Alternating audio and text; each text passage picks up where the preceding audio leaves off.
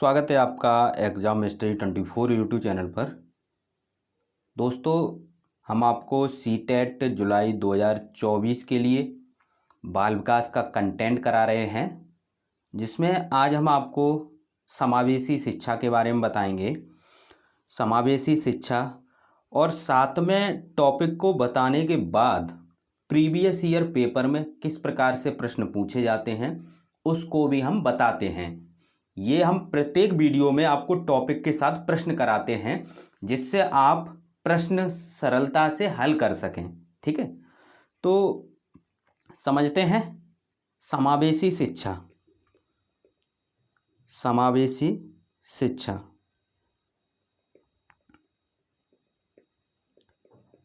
समावेशी शिक्षा के बारे में समझते हैं।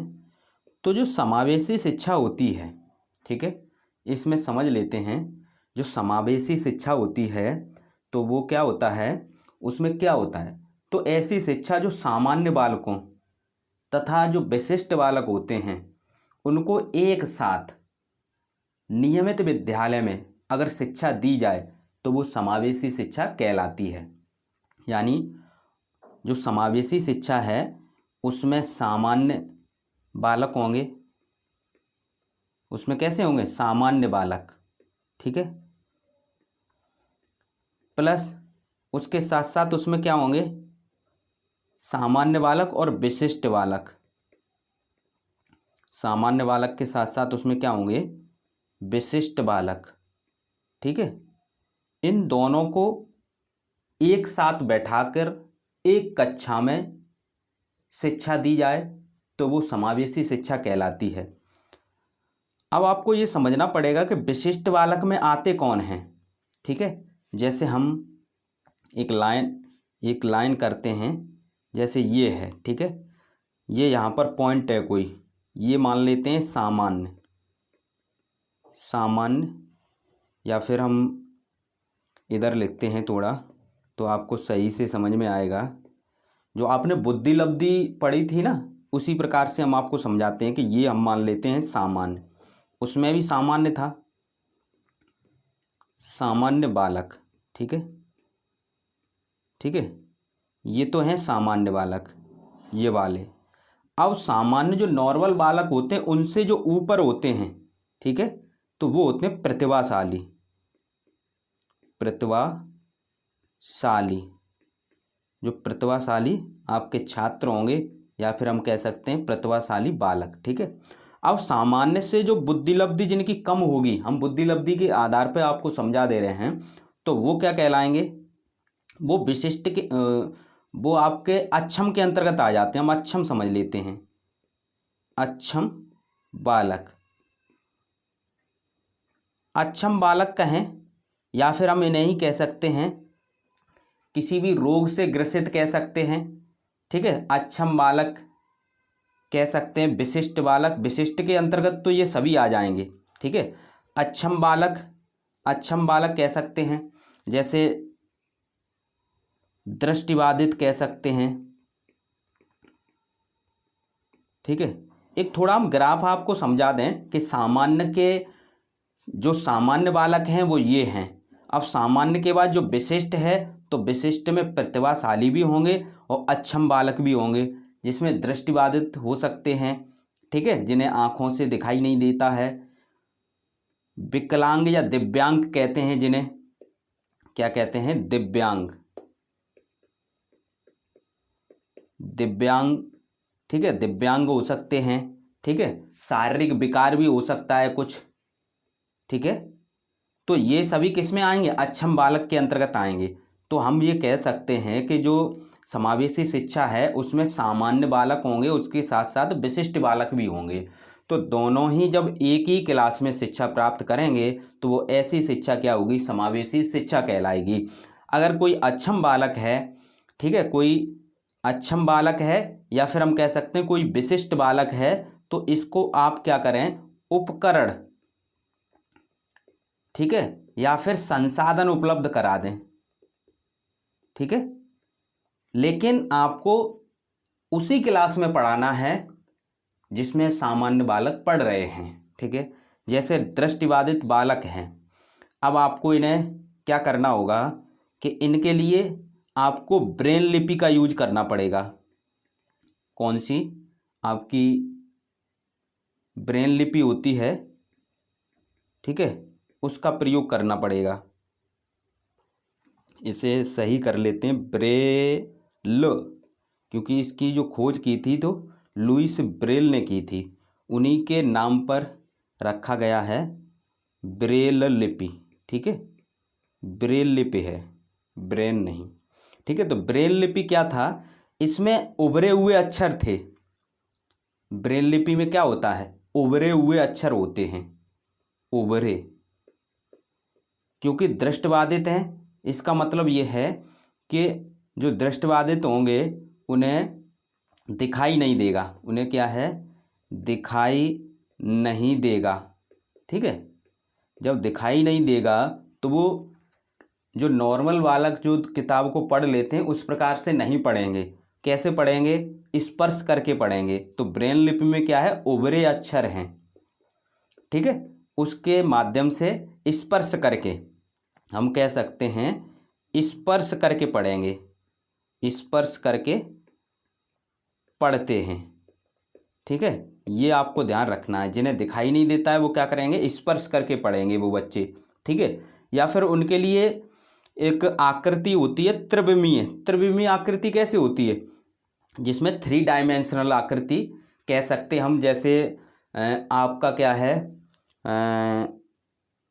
जैसे घन घनाव देखे ना, जैसे कोई चौकोर हो, पासा देखा है, पासा देखा है आपने, तो पासा को आप स्पर्श करके उसकी जिसकी ऊंचाई हो, ठीक है, लंबाई चौड़ाई के साथ साथ ऊंचाई भी हो, वो त्रिविमीय आकृति के अंतर्गत आएगा।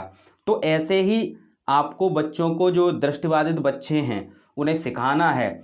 तो आपको क्या है, ऐसे अक्षर लेने हैं जिनकी ऊंचाई भी हो, तभी तो स्पर्श होंगे। ठीक है, तभी स्पर्श करके उनकी आकृति को महसूस करके बच्चे सीखेंगे। तो कैसी आकृति होनी चाहिए, त्रिविमीय। त्रिविमीय जो भी आप सिखा रहे हैं, गिनती सिखा रहे हैं या फिर हिंदी के जो वर्ड हैं वो सिखा रहे हैं, तो त्रिविमीय आकृति होनी चाहिए। त्रिविमीय नक्शे हों, चार्ट हों, उनके माध्यम से वो सीखेंगे। ठीक है, तो ये आपने समावेशी कक्षा में आपने समझा कि सामान्य बालक के साथ विशिष्ट बालकों को साथ में बैठाकर यदि शिक्षा दी जाए तो वो समावेशी शिक्षा कहलाती है। ठीक है, समावेशी शिक्षा में क्या होता है, छात्रों में भेदभाव नहीं करेंगे। उसे क्या करेंगे, जो अक्षम बालक हैं उन्हें उपकरण प्रदान कर देंगे, जिससे क्या है, वो सामान्य बालकों के साथ सीख सकें।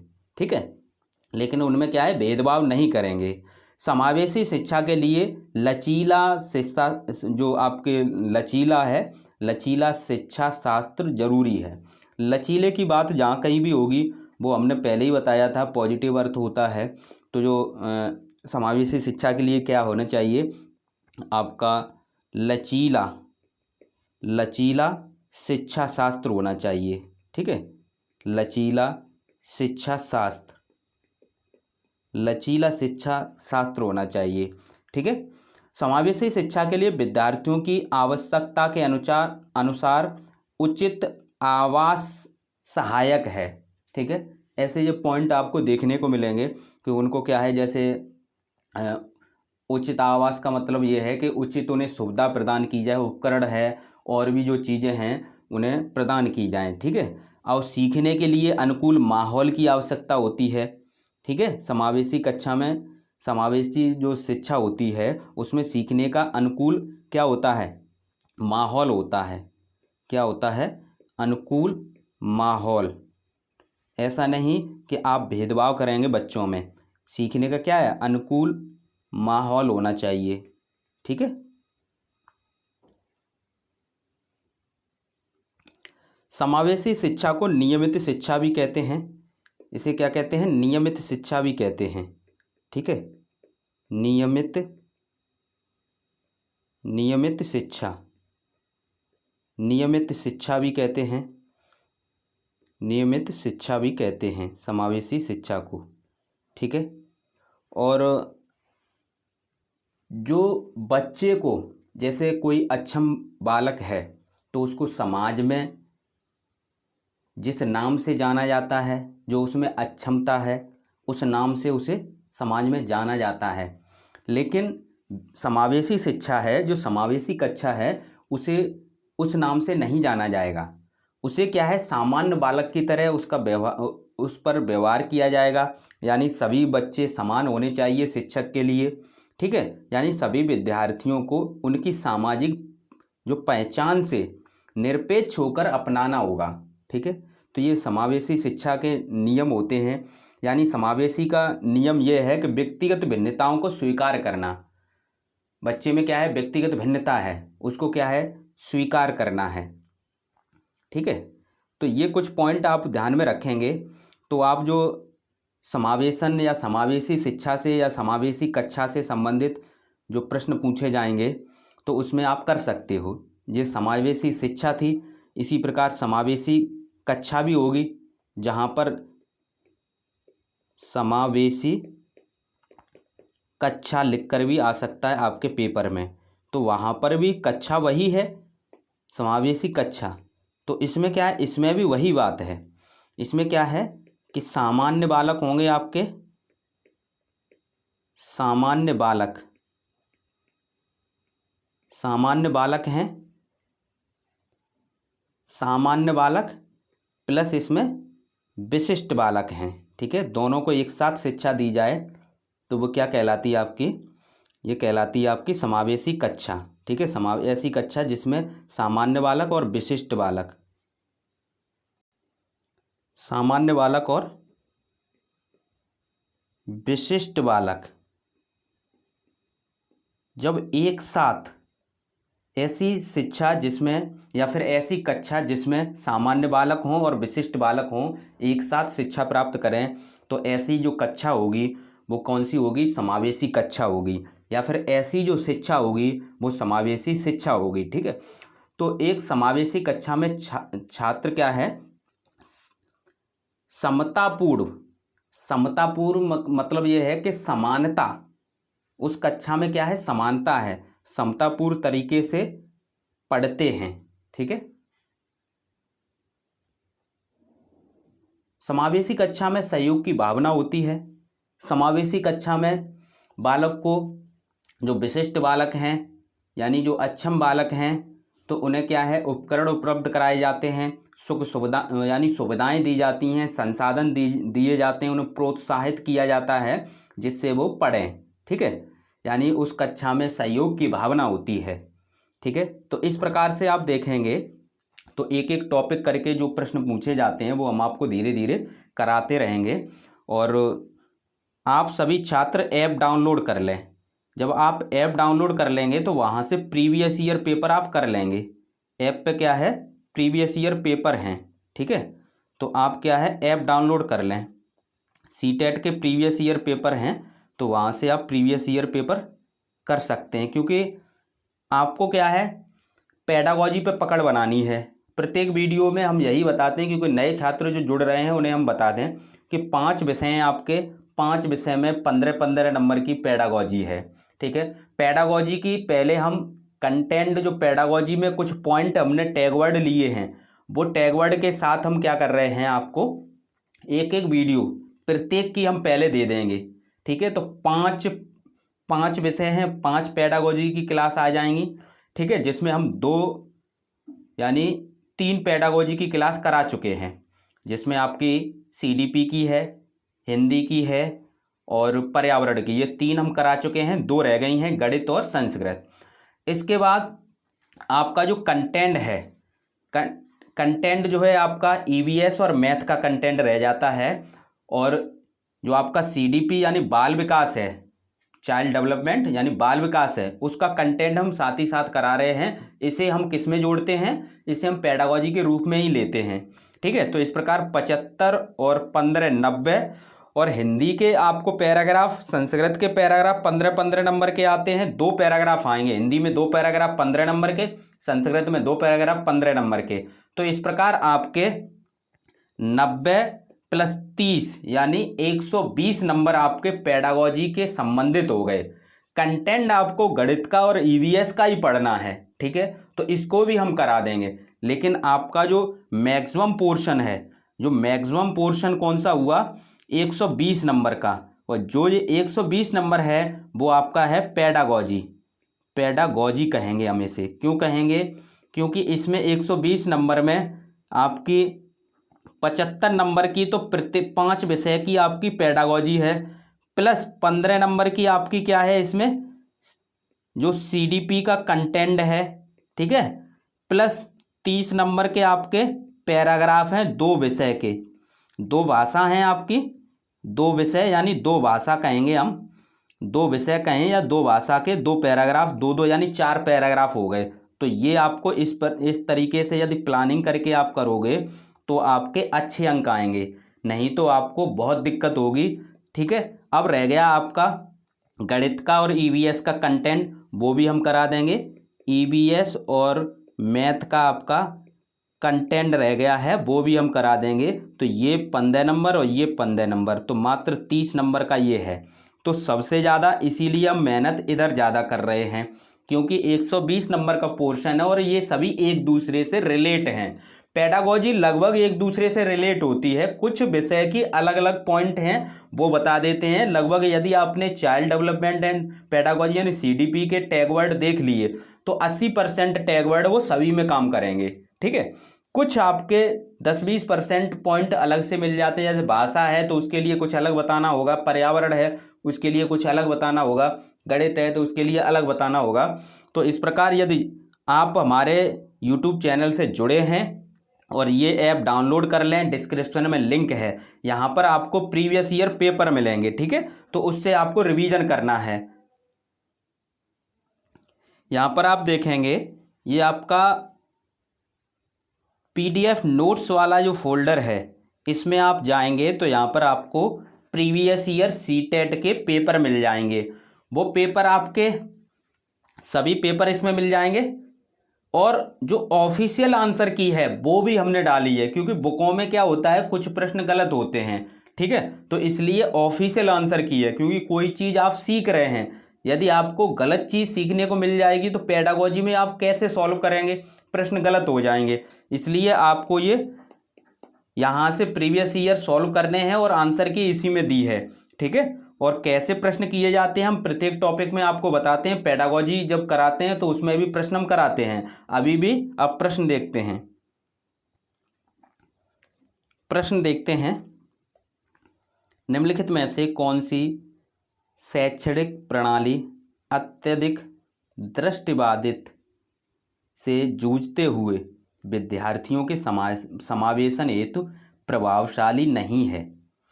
ये हमें ध्यान रखना है। इसमें नहीं का मतलब ये है इसमें गलत कौन सा है, जो दृष्टिबाधित बालकों के लिए इसमें गलत बात कौन सी कही गई है। अगर हमें दृष्टिबाधित छात्रों को पढ़ाना है तो हमने आपको बताया था स्पर्श करके वो पढ़ेंगे, त्रिविमीय आकृति होगी, क्योंकि उन्हें दिखाई नहीं देता है। दृष्टिबाधित हैं, उन्हें दिखाई नहीं देता है, वो स्पर्श करके पढ़ेंगे। स्पर्श भी कैसे करेंगे, उभरे हुए अक्षर होने चाहिए। ठीक है, त्रिविमीय आकृति होगी, थ्री डायमेंशनल होगी, तो वो क्या है ऊंचाई होगी अक्षरों में, तो वो स्पर्श करके समझ जाएंगे कि ये कौन सा अक्षर है। तो यहाँ पर गलत देखना है। ठीक है, समझते हैं। प्रत्यक्ष और स्पष्ट रूप से बोलना व पढ़ना। ठीक है, तो दिखाई नहीं दे रहा है लेकिन बोलना और पढ़ना, बोलकर पढ़ सकते हैं। ठीक है, तो ये तो लगभग सही है, लेकिन आगे देखते हैं। त्रिआयामी नक्शे, जब त्रिआयामी हैं तो सही वैसे ही होगा। ठीक है, लेकिन यहाँ पर गलत ढूंढना है। ठीक है, गलत वाला देखते हैं। ये सही सही वाले लगा रहे हैं तो 3 सही होंगे, 1 गलत होगा। ठीक है, तो यहाँ पर हम टिक ना माने, नहीं तो आप ये समझेंगे। तो ये भी, ये तो सही चीज़ है दृष्टिबाधित के हिसाब से, लेकिन यहाँ गलत ढूंढना है। ऐसी किताबें और बोर्ड जिनको छुआ या महसूस किया जा सके। हाँ, स्पर्श करके बालक सीखते हैं, किसमें, दृष्टिबाधित जो बालक होते हैं, तो इनके लिए ये बात सही है। नेक्स्ट है आपका दृश्यात्मक प्रस्तुतिकरण देने के लिए कंप्यूटर का उपयोग। जब उन्हें दिखाई नहीं देता है तो कंप्यूटर का उपयोग से क्या फ़ायदा, तो इसका मतलब गलत यही है। तो कौन सा ऑप्शन सही होगा, ये गलत वाला ही हमें सही करना था। ठीक है, तो इसी प्रकार आप देखेंगे, इस प्रकार आपको प्रश्न करने होंगे। नेक्स्ट प्रश्न देखते हैं। प्रश्न है आपका, निम्नलिखित में से कौन सा कथन प्राथमिक शिक्षा में समावेशन की भावना का सटीक रूप से वर्णन करता है। तो समावेशन में हमने आपको बताया था, जिसमें क्या है, सामान्य बालक हों और विशिष्ट बालक हों। विशिष्ट बालक में प्रतिभाशाली भी हो सकते हैं, अक्षम बालक भी हो सकते हैं। उनको एक साथ क्या है, उनके साथ हम कह सकते हैं भेदभाव नहीं करेंगे, एक साथ शिक्षा प्रदान करेंगे। ठीक है, ऑप्शन देखते हैं। इसमें सकारात्मक पूछा है, ठीक है, कौन सा सकारात्मक होगा या कौन सा सही है। शिक्षक केवल मानक, जहां पर केवल आए, हमने आपको टैग वर्ड दिखाए हैं तो वैसे ही गलत हो जाता है। शिक्षक कुछ जाति समूहों के, तो पहले तो बात यह है कि कुछ की बात आ रही है, नेगेटिव अर्थ दे रहा है, तो शिक्षक कुछ जाति समूहों के बच्चों के प्रति पूर्वाग्रह रखता या रखती है। ठीक है, तो ये गलत बात है। आप पक्षपात नहीं करेंगे, आपके लिए सभी बच्चे समान हैं। शिक्षक के लिए क्या है, सभी बच्चे समान हैं। शिक्षक को विशेष शैक्षिक आवश्यकता वाले बच्चों से कोई अपेक्षा नहीं होती है। क्यों नहीं होनी चाहिए, वो भी तो पढ़ेंगे ना, ऐसा तो है नहीं कि वो पढ़ेंगे नहीं। जब उन्हें संसाधन आप उपलब्ध कराएंगे तो क्या वो नहीं हो सकते, क्या वो पढ़ नहीं सकते। आप देखेंगे अच्छी अच्छी पोस्टों पर जो दिव्यांग छात्र हैं वो भी हैं आज के ज़माने में, तो ये गलत चीज़ है। ठीक है, तो नेक्स्ट देखते हैं, 3 तो गलत वैसे ही हो गए। चौथा देखते हैं, शिक्षक सांस्कृतिक रूप से उत्तरदायी शिक्षा शास्त्र का प्रयोग करता है। ठीक है, तो ये उत्तरदायी ये सही है। ठीक है, तो इस प्रकार आप लगा सकते हैं। नेक्स्ट प्रश्न देखते हैं, निम्नलिखित में से कौन सा विद्यालयों में समावेशन की संस्कृति को दर्शाता है। यहाँ समावेशन की बात हो रही है, समझते हैं। पॉइंट से भी निकल आते हैं प्रश्न, पॉइंट इसीलिए टैग वर्ड इसीलिए हमने लिखाए थे आपको, सकारात्मक और नकारात्मक टैग वर्ड आपको लिखाए हैं। समझते हैं, विद्यार्थियों की ज़रूरतों को पूरा करने के लिए विभेदी आकलन को बढ़ावा दिया जाता है। हमेशा ध्यान रखना, किसी भी चीज़ को बढ़ावा नहीं देंगे, और यहाँ पर क्या है, विभेदी आकलन को बढ़ावा दे रहे हैं, तो ये गलत चीज़ है। ठीक है, विभिन्नता और विविध परिप्रेक्ष्यों को हतोत्साहित नहीं करेंगे, प्रोत्साहित करेंगे। हतोत्साहित नेगेटिव अर्थ देता है।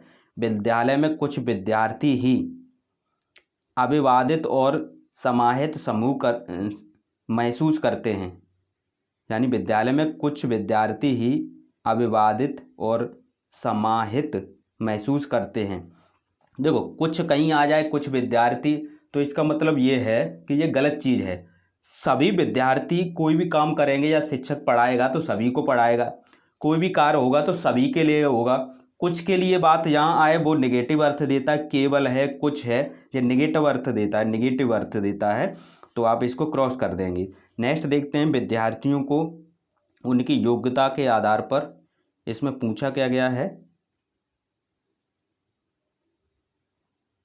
इसमें क्या है आप देखेंगे कि जो ये वाला प्रश्न, इसको थोड़ा बाद में देखते हैं, क्योंकि इससे देखेंगे सभी कि पेडागोजी में क्या होता है, एक 4 जो ऑप्शन दिए होते हैं उनमें से बेस्ट निकालना होता है। ठीक है, तो आप यहाँ पर ये देखेंगे कि ये वाला क्रॉस हो गया, ये वाला भी क्रॉस हो गया। यहाँ पर देखेंगे विद्यार्थियों को उनकी योग्यता के आधार पर स्थायी समूह में बांटना, तो समूह में नहीं बांटेंगे। तो हमारे पास जो बचता है वो ये बचता है कि विद्यार्थियों की ज़रूरतों को पूरा करने के लिए विभेदी आकलन को बढ़ावा दिया जाए। ठीक है, अब ये क्यों हमने लगा दिया, क्योंकि सीडीपी में, सॉरी, पेडागोजी में ये होता है कि 4 ऑप्शन दिए हैं। ठीक है, हो सकता है कि यही ऑप्शन किसी में गलत हो जाए। क्यों हो जाएगा, क्योंकि 3 विकल्प के अनुसार हमें निकालना होता है, 3 क्रॉस करने होते हैं, यही तरीका है। तो जब हम देखेंगे समूह में बांटना, तो ये तो 100% ही गलत हो गया। कुछ विद्यार्थियों के लिए कुछ काम करेंगे तो ये गलत है। ठीक है, हतोत्साहित करेंगे तो ये गलत है। तो उससे अच्छा ये है विद्यार्थियों की ज़रूरतों को पूरा करने के लिए विभेदी आकलन को बढ़ावा दिया जाए। ठीक है, तो इस प्रकार आप दे सकते हैं। नेक्स्ट प्रश्न देखते हैं, एक कक्षा में अध्यापिका भिन्न जातियों के समूह वाले अधिगमकर्ताओं के लिए समावेशन वातावरण की रचना कैसे कर सकती है। इसमें क्या है, फर्स्ट सेकंड थर्ड फोर्थ दिए हैं और नीचे यहाँ पर दिया है कि फर्स्ट सही है, सेकंड सही है, या फर्स्ट सेकंड थर्ड सही है, या फर्स्ट सेकंड फोर्थ सही है, तो ये दिए हैं। तो पहले समझते हैं इसमें सही निकालने और गलत निकालने। अब ये पता नहीं कितने सही हैं कितने गलत हैं, समझते हैं। अपनी उन अवधारणाओं और पूर्वाग्रहों पर चिंतन करके जो बच्चों के शैक्षिक अनुभवों को सीमित करते हैं। ठीक है, तो आप जो शिक्षक है वो अपने क्या है चिंतन कर सकता है। ठीक है, तो ये सही बात है, ऐसा कोई गलत बात नहीं है कि बच्चों की शैक्षिक अनुभवों को आपके कुछ विचार यदि सीमित कर रहे हैं, या आप जो बच्चों को ज्ञान दे रहे हैं वो सीमित कुछ चीज़ों को कर रहे हैं शैक्षिक अनुभवों को, तो आप अपने विचारों को क्या है चेक कर सकते हैं, उन पर चिंतन कर सकते हैं। ठीक है, तो ये लगभग सही बात है। आगे देखते हैं और भी, तब लास्ट में लगाएंगे कौन सा सही है कौन सा गलत है। लगभग तो सही है। कक्षा में बच्चों के अनुभवों की विविधता को सम्मिलित करके, तो विविधता को हमने बताया था कि बच्चे में जो विविधताएं होती हैं उसका सम्मान करेंगे, तो ये सही है। ठीक है, संस्था में समानता की मूल संस्कृति पर बल देंगे, तो हमने ये बताया है समावेशी शिक्षा है, तो इसमें क्या है समान व्यवहार करेंगे, चाहे विकलांग बच्चे हों, दिव्यांग हों, या फिर आपके सामान्य बच्चे हों, तो ये भी सही है। अब देखते हैं छात्रों को प्रोत्साहित करके कि वे स्वयं को मानकीय पाठ्यक्रम के अनुकूल बना लें। ठीक है, यानी स्टैंडर्ड पाठ्यक्रम की बात हो रही है। छात्रों को प्रोत्साहित कर रहे हैं। प्रोत्साहित करना सही बात है, लेकिन गलत काम के लिए आप प्रोत्साहित नहीं करेंगे, ये भी हमने बताया था। तो यहाँ पर गलत काम के लिए प्रोत्साहित किया जा रहा है, तो ये गलत चीज़ है। ठीक है, अब हम एक बार चेक करते हैं कि चौथा ऑप्शन जिस में है उसे हटा देंगे, क्योंकि हमने इसे लगभग में लिया है। ठीक है, तो एक बार हम ट्राई मारते हैं। चौथा ऑप्शन इसमें, तीसरा हट गया, चौथा ऑप्शन इसमें, इसे हटा दिया। अब देखते हैं, अब ये इसमें क्या है थर्ड, हमें दुविधा है फर्स्ट में, दुविधा है फर्स्ट में, लेकिन इसमें क्या है थर्ड, तो थर्ड तो हमारा वैसे ही गलत है, सॉरी थर्ड तो हमारा वैसे ही सही है। फर्स्ट और आपका कौन सा सही है, हाँ यहाँ दुविधा हो गई कि यहाँ पर आपका क्या है फर्स्ट भी सही है और थर्ड भी सही है। इसमें अब हमारे पास दो बचे, एक ये बचा है जिसमें फर्स्ट सेकंड और थर्ड सही है। तो एक बार हम चेक कर लेते हैं फर्स्ट वाले को। क्यों चेक कर लेते हैं, क्योंकि आप देखेंगे फर्स्ट और फर्स्ट, तो इसका मतलब ये है फर्स्ट सही होगा। ठीक है, जब फर्स्ट सही होगा तो दो तो हमारे क्लियर पहले से ही सही थे। ठीक है, तो इस प्रकार हम इसे लगा देंगे।